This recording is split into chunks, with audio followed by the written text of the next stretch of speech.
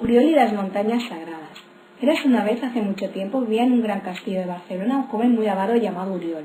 Uriol era el más rico terrateniente de todos los alrededores de Barcelona. Tenía muchas riquezas acumuladas en su gran castillo, gracias a que se dedicaba al comercio de diferentes materiales para la construcción y la fabricación de juguetes. Gracias a su gran ingenio y perseverancia, disponía de una gran fortuna que era admirada por muchos de los comerciantes y empresarios de toda Cataluña.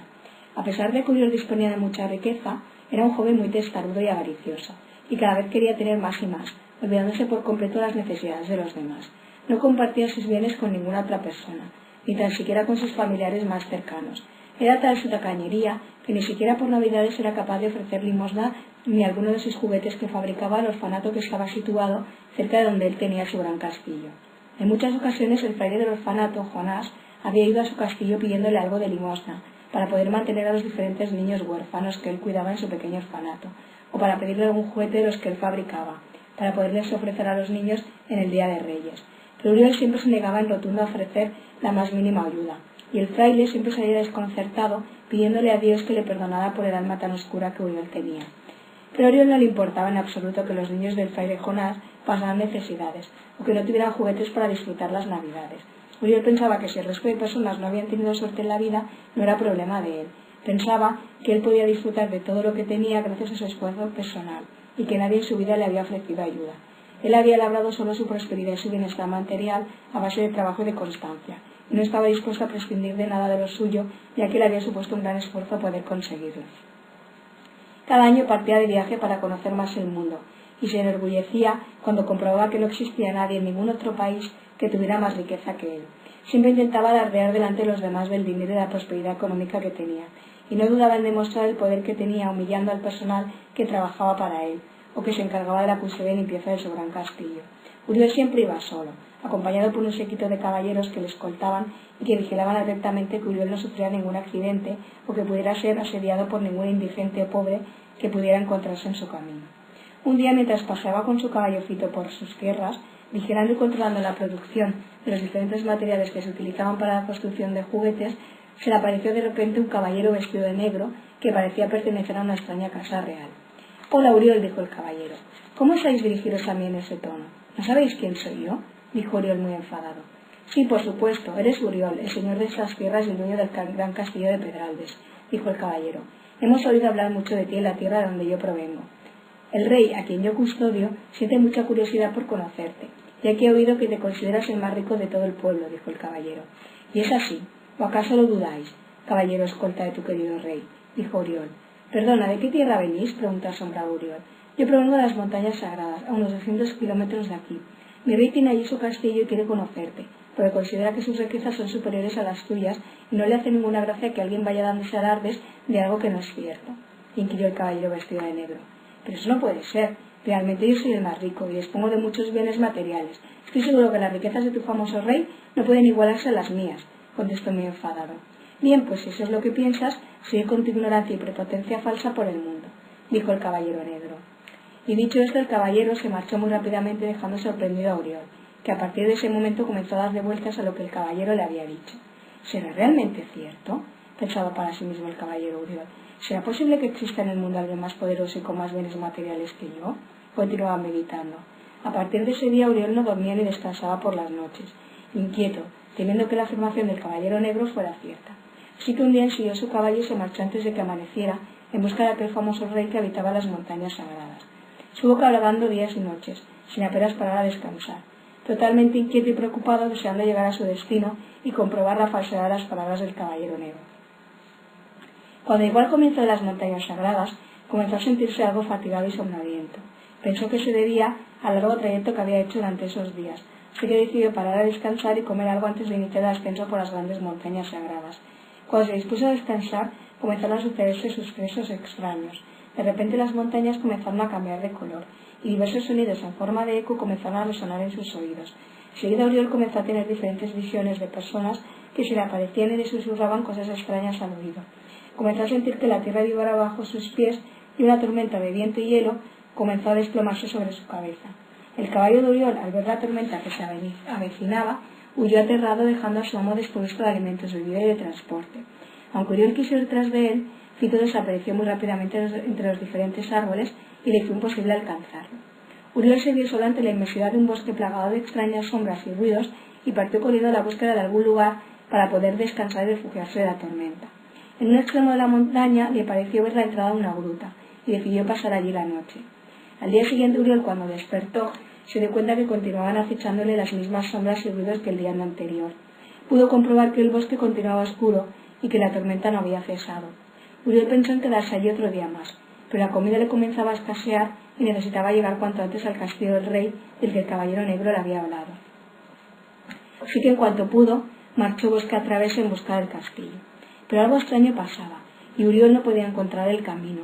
Parecía que las montañas le acechasen a cada paso que daba y parecía como si cambiaran de posición continuamente, mostrándole sombras y ecos extraños que resonaban en su cabeza sin fin.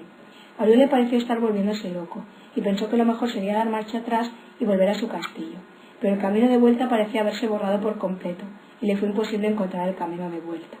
Uriol perdió la cuenta de cuántos días estuvo andando hasta encontrarse con dos caballeros a los que se acercó para solicitarle alguna ayuda. Llevaba varios días sin comer ni beber, y necesitaba urgentemente algo con lo que poder alimentarse. Cuando se dirigió para hablar con ellos y explicarle quién era y si podían llevarlo de vuelta a casa, de su boca solo salían extraños sonidos que no significaban nada, y era incapaz de poderse comunicar con ellos. Los dos caballeros lo miraron sorprendidos, y pensaron que se trataba de un mendigo loco y que seguramente les estaba pidiendo limosna. Así que decidieron darle algo de comida por compasión y siguieron su camino cabalgando tranquilos en dirección al monasterio.